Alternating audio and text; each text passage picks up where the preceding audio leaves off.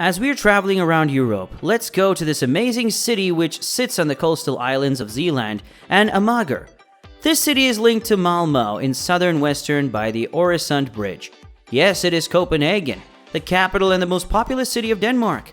Hello and welcome to your favorite YouTube channel, City to Visit. In today's video, we will go around the beautiful and coolest places that one should visit in Copenhagen. So stay tuned to the end and enjoy this virtual tour with us with the best comfort you have. This city, Copenhagen, Denmark's capital, is by far the country's largest metropolis. There are numerous tourist attractions to delight even the most discriminating traveler. There are various places around the city that we are going to explore in today's video.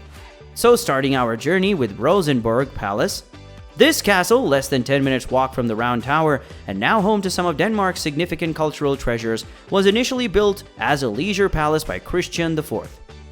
The castle and its contents have become a museum in 1838 after being used as a summer residence by the royal family until 1720. The Danish crown jewels and royal regalia are kept in the basement. The marble room, a Baroque reception room, and the Knight's Hall with the coronation throne as well as the famed Rosenborg decorative items which have graced the walls since 1693 are particularly noteworthy. Exquisite porcelain, including the iconic Flora Danica service, is also on display. Moving on to the next one, the Round Tower. On Amager is a round tower, a 36-meter high structure built as an observatory in 1642. It now also houses a small collection connected with the famous Danish astronomer Tycho Brahe. A particular treat is a platform, reached by a wide spiral ramp. From the top are magnificent panoramic views of the city. A new attraction is the glass floor hovering 25 meters above the ground, where you can peer down into the castle's core. Fans of Hans Christian Andersen will be interested to know that the tower features, in his well-known story The Tinderbox, eyes as big as the Round Tower. Moving ahead towards our next stop, Amalienborg Castle.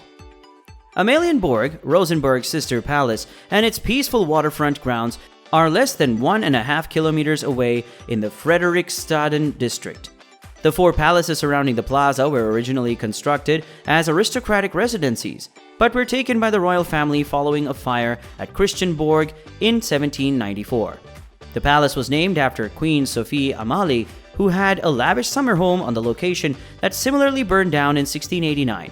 The region was planned to be a model society with the king as the center point and the nobility around him in the four palaces. The upper level of Christian IX Palace now houses Queen Margrethe II and her family, while the Moltke Palace is used for administrative reasons. The soldiers of the Royal Guard who wear bearskins and blue on festive occasions. Red, white, and blue uniforms are a unique symbol of the city. On to the next one, Stroget Shopping Mile. A 5-minute walk from Christiansborg will take you to the lively retail district of Stroget, where you'll find a variety of stores, cafes, and restaurants. Stroget, a nickname from the 1800s, is made up of many intersecting roads that start at Town Hall Square and conclude at Kongens Nytorv. Some of the streets to the north are also pedestrian-friendly. Global brand stores such as Max Mara, Prada, Louis Vuitton, and Hermes are typically located at the end of the street facing Kongens Nytorv. Stroget leads to City Hall Square, where you can find more economically shopping at H&M, Weekday, and Zara. Roskilde, Denmark's former capital, dates all the way back to the Viking Age.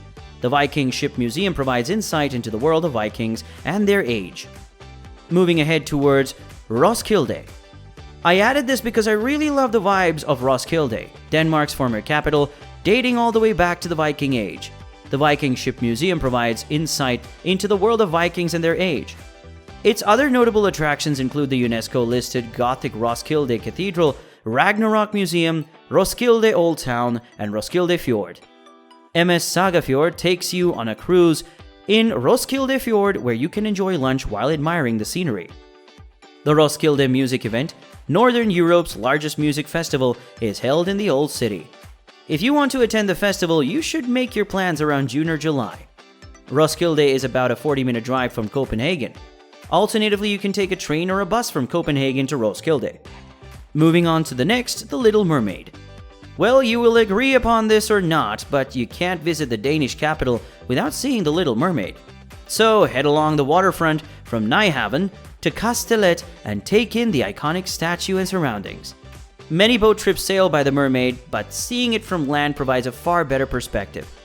Castellet is the former Frederikstad citadel, the oldest elements of which date back to 1625. The citadel buildings are well kept and worth exploring. The Little Mermaid, which you can see from the shore, is Copenhagen's national emblem. Edvard Eriksson sculpted the bronze sculpture in 1913 based on a topic from one of Hans Christian Andersen's fairy tales about a mermaid who came up from the depths of the sea because she fell in love with a prince. Unfortunately, because the prince did not reciprocate, she was compelled to leave the human society and return to sea.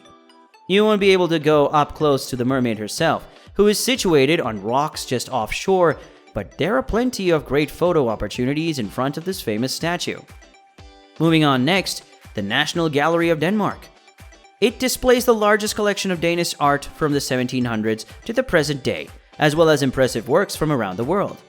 Highlights include the Danish and Nordic art exhibition, which spans 150 years, as well as paintings by the Dutch masters Edvard Munch and Picasso, among others.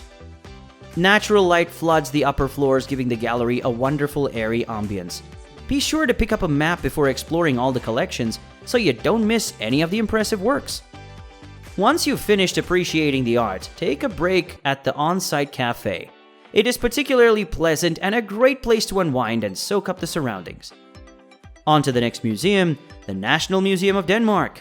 An easy 10-minute walk from Tivoli along Vestergrad brings you to the National Museum, a must-see attraction for anyone with an interest in Danish history and culture. Some impressive runic stones are on display here, and the Danish history collection includes a sun chariot that is more than 2,000 years old, Romanesque and Gothic church fittings, Danish porcelain and silver, and collections of antiquities and coins. The ethnographical collection includes items from Greenland, gives an excellent impression of life among the Eskimos. Inside, you'll also find collections from other interesting areas including Asia, Africa, and Oceania, as well as the culture of the Indians. Moving on to the next one, Tivoli Gardens. Continuing from Town Hall Square and crossing H.C. Andersen's Boulevard, you'll arrive at the inspiration for the Disney theme parks, the famed Tivoli Amusement Park and Pleasure Gardens, which opened in 1843. The enormous entryway at Vesterbrogade is tough to miss. Visitors are greeted by a spectacular archway surrounded by pillars. Tivoli feels festive no matter what time of year you visit. You'll wind your way through the gardens via a village, along with cute stores and a lake adorned with well-lit trees that are sweetly mirrored in the water. That's about the only piece you'll find in this little theme park, which brings out the child in everyone who visits. Moving towards our last destination, Christianborg Palace. On the tiny island of Slotsholmen is the Danish seat of government and an attraction that should top any visitor's agenda. Christianborg boasts more than 800 years of history, and today the palace is home to the Parliament, the Prime Minister's office, and the Supreme Court. In addition, several parts are still used by the royal house, although thankfully much is open to the public, occupying the site where Bishop Absalon built the earliest fortifications of the city in 1167. The ruins of the bishop's castle and the medieval fortress were discovered when the present-day palace was under construction. They can now be seen by visitors. So these are the most beautiful and stunning structures and palaces that I've gathered for you to provide you with a smooth and enjoyable vacation in this amazing city of Copenhagen. With this, I'd like to end this video with the hope that you liked and enjoyed it. However, stay tuned to the channel as a new video is coming for you guys on one of the most visited cities in the Southern Hemisphere. Hope you guys guessed the city correctly. And if you like our content, make sure that you like our video and do share your views and opinions with us in the comment section below. Do subscribe to the channel to receive regular videos from us, and don't forget to click the bell icon so you never miss an update. Thanks for watching, see you in the next one, and until then, peace.